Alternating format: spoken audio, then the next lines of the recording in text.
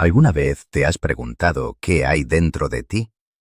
No me refiero a tus sueños ni a tus deseos más profundos, sino a ese lugar oscuro, invisible, que a veces preferimos ignorar, la capacidad para hacer el mal. ¿Crees que eres una persona buena? ¿Que si te pusieran en una situación extrema actuarías con justicia y humanidad? En 1971, un grupo de jóvenes comunes y corrientes fue reclutado para un experimento que cambiaría para siempre la forma en que entendemos la mente humana y el poder. Lo que pasó dentro de aquel sótano convertido en prisión en Stanford no fue solo un estudio psicológico, fue un espejo brutal que reflejó lo peor que puede despertar en cualquier persona. Hoy te invito a mirar ese espejo con valentía, a preguntarte qué hay en ti cuando nadie te está mirando.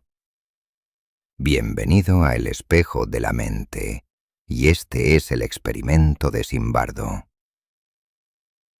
En 1971, el psicólogo Philip Zimbardo llevó a cabo uno de los experimentos más polémicos y reveladores de la historia de la psicología, el experimento de la prisión de Stanford.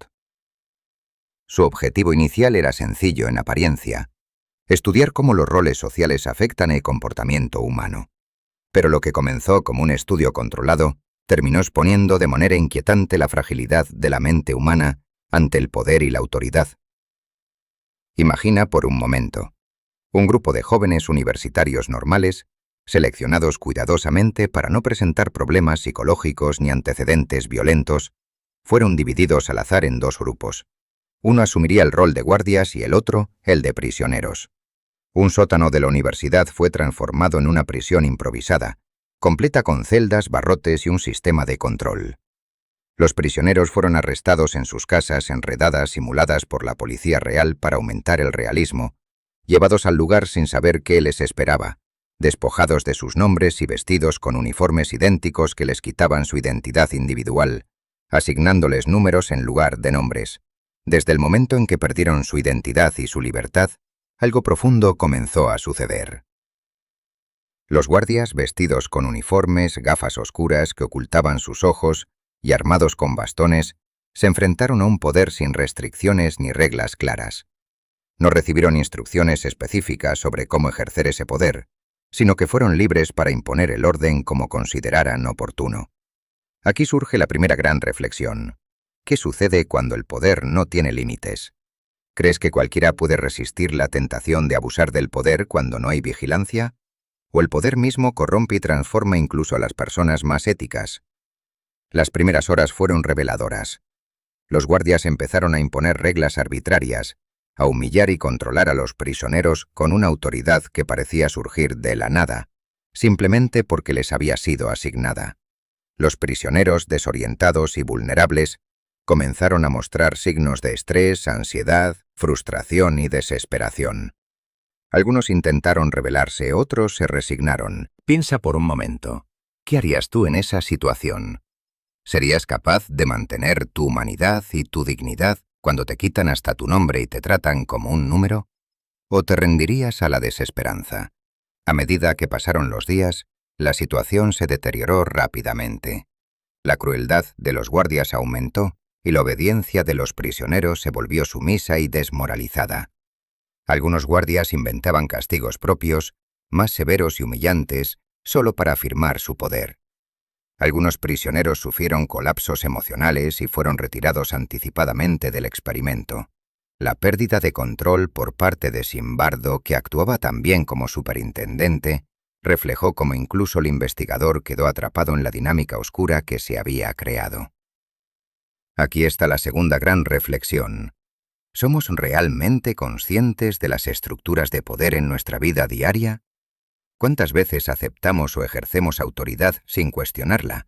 ¿Dónde están los límites éticos en nuestras propias relaciones, en el trabajo, en la sociedad? Este experimento también nos lleva a cuestionar la naturaleza del mal. No hablamos de monstruos, sino de personas normales. Aquí está el núcleo del debate. ¿El mal nace con nosotros? ¿Es inherente a ciertas personas? ¿O es un producto del entorno y la situación? Zimbardo demostró que bajo ciertas circunstancias, cualquiera puede actuar de manera cruel y abusiva, Reflexiona un instante.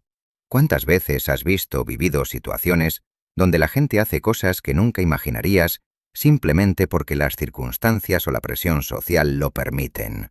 ¿Podrías reconocer ese momento en tu propia vida, ese instante en que quizás actuaste contra tus valores porque te sentiste empujado por un sistema, una autoridad o un grupo? Además, el experimento muestra la importancia de la identidad personal y cómo puede ser erosionada o despersonalizada. Los prisioneros perdieron su nombre, su autonomía, su sentido de sí mismos. Esto llevó a estados psicológicos de indefensión aprendida, donde dejaron de resistirse porque creían que nada cambiaría, y a la disociación, una defensa mental para soportar el sufrimiento. Pregúntate ahora, ¿cuántas prisiones internas o externas aceptamos en nuestra vida? ¿Somos conscientes de cuándo perdemos nuestra voz, nuestra identidad, bajo el peso de sistemas, roles o expectativas sociales? Finalmente, la intervención externa que detuvo el experimento pone en evidencia que la responsabilidad y la vigilancia son necesarias para evitar el abuso de poder. Sin esa intervención, el daño podría haber sido irreversible. Entonces, una última reflexión. ¿Qué papel juegas tú en los sistemas que te rodean? ¿Eres un guardia, un prisionero o alguien que se atreve a cuestionar y resistir? ¿Cómo puedes proteger tu dignidad y la de los demás frente a estructuras que puedan deshumanizar? Este experimento es más que una historia del pasado. Es un espejo que nos invita a mirar dentro de nosotros mismos, a enfrentar nuestras sombras y a comprender que la libertad y la humanidad son responsabilidades que debemos defender constantemente. Profundicemos en los mecanismos psicológicos que operaron en esos días oscuros. Primero, la desindividualización. Los guardias, cubiertos por uniformes y gafas oscuras, dejaron de reconocerse a sí mismos como individuos con normas morales propias. Se convirtieron en figuras de autoridad despersonalizadas, lo que les permitió ejercer control sin la carga emocional habitual. Esta pérdida del yo individual hace que el autocontrol y la empatía se desvanezcan. Podemos comparar esto con el fenómeno que ocurre en las multitudes o en las redes sociales, donde las personas actúan de forma anónima y a menudo irresponsable, porque el sentido de responsabilidad personal se diluye. Además, el fenómeno de obediencia a la autoridad también entró en juego. Los guardias sentían que debían mantener el orden y cumplir con el rol asignado, incluso si eso implicaba actos de crueldad. La presión de grupo y la autoridad inducen comportamientos que en condiciones normales serían inaceptables. Por otro lado, los prisioneros vivieron la indefensión aprendida. Al enfrentarse a castigos arbitrarios, humillaciones constantes y la imposibilidad de controlar su situación, algunos dejaron de intentar resistir, aceptando pasivamente su destino. Esta condición, descrita por Martin Seligman, se asocia a trastornos como la depresión y la ansiedad severa. Los prisioneros también experimentaron disociación, un mecanismo de defensa en el cual la mente se desconecta temporalmente de la realidad dolorosa para sobrevivir. Algunos dejaron de verse como individuos, fusionándose con el rol de víctima, perdiendo incluso su identidad original. Este experimento ilustra cómo no somos seres independientes, sino moldeables por el entorno y las circunstancias sociales.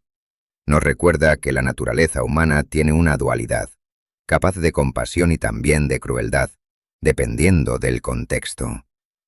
¿Alguna vez te has detenido a pensar qué harías si, de un día para otro, te despojaran de tu nombre, de tu identidad, y te encerraran en un lugar donde las reglas las imponen otros y no tú? Imagina por un instante esa sensación. No eres más que un número, un cuerpo sin historia, sin rostro, sin voz propia. ¿Cómo crees que reaccionarías? ¿Mantendrías tu dignidad intacta o empezarías a sentir cómo se desvanece esa luz que te hace ser tú mismo? Ahora piensa en el poder. Ese poder que muchas veces consideramos lejano, reservado para otros, pero que en realidad está mucho más cerca de lo que imaginamos. El poder de decidir, de controlar, de imponer. En el experimento de Stanford, estudiantes comunes y corrientes, con vidas normales, se transformaron en figuras autoritarias casi sin darse cuenta, impulsados por el simple hecho de tener el control. Esto nos lleva a una pregunta inquietante. ¿Qué tan fácil es para cualquiera de nosotros caer en la tentación de ejercer el poder sin límites, de dejar que el rol que desempeñamos nos cambie y nos haga perder la empatía, la compasión, la humanidad. Lo más aterrador no es que existan personas malas, sino que bajo ciertas circunstancias cualquiera puede llegar a actuar de manera cruel, y no por naturaleza, sino porque las condiciones lo permiten. Eso nos obliga a mirar hacia adentro y preguntarnos, ¿qué partes oscuras de mí podrían despertar si me encontrara en una situación similar? ¿Cuánto de mi comportamiento es auténtico y cuánto está condicionado por las expectativas y presiones externas? A veces creemos que estamos en control, pero el experimento nos muestra que la mente humana puede cambiar rápidamente, y que la línea entre el bien y el mal es mucho más fina de lo que queremos admitir. También está la cuestión de la obediencia. ¿Cuántas veces hemos hecho cosas simplemente porque alguien con autoridad nos lo pidió, sin cuestionar si está bien o mal? La obediencia ciega es una trampa, porque nos hace perder nuestra brújula moral y permite que actos dañinos se perpetúen. ¿Has tenido alguna vez esa sensación de hacer algo que no quieres, pero que sientes que debes hacer? Reflexiona sobre eso. ¿Hasta dónde estás dispuesto a seguir órdenes sin cuestionarlas? Cuando es legítimo decir no. Y no solo hablamos de prisiones físicas, porque muchas veces vivimos encerrados en prisiones invisibles. Miedos, prejuicios, expectativas sociales, relaciones tóxicas que nos consumen lentamente. ¿Cuántas veces has sentido que no puedes ser tú mismo porque el entorno te lo impide? ¿Cuántas cadenas has aceptado sin siquiera darte cuenta? La verdadera libertad empieza cuando reconocemos esas prisiones invisibles y decidimos enfrentarlas, aunque el camino sea difícil. Finalmente, este experimento es un llamado a la responsabilidad colectiva. No basta con pensar que eso solo pasa en un laboratorio o en contextos extremos. El poder sin control puede estar en cualquier lugar, en el trabajo, en la familia, en la sociedad. Nosotros tenemos el poder y la obligación de cuestionar, de vigilar, de proteger la dignidad humana. No podemos ser espectadores pasivos frente a las injusticias o abusos, porque al hacerlo, nos convertimos en parte del problema. Entonces, te pregunto, ¿qué papel quieres jugar? ¿Serás quien ejerza poder con conciencia o quien ceda sin resistencia? ¿Serás quien preserve su identidad o quien la pierda por conformismo? ¿Serás un vigilante ético o un espectador indiferente? Porque al final el espejo de la mente no solo refleja lo que somos, sino lo que decidimos ser. Este experimento es una advertencia para la ciencia, la sociedad y cada individuo. Desde la ética científica plantea un dilema que aún hoy resuena. ¿Hasta dónde se puede sacrificar el bienestar de unos pocos en nombre del conocimiento? Pero más allá del laboratorio, revela patrones de la vida real. ¿No vemos abusos de poder similares en instituciones, empresas, gobiernos, incluso familias? Este abuso no es solo producto de malas personas, sino del sistema, de estructuras que promueven la deshumanización y el silencio. Nos confronta con la responsabilidad colectiva y personal de resistir esas dinámicas. La indiferencia, la normalización del abuso, el conformismo, son fuerzas que permiten que la oscuridad crezca.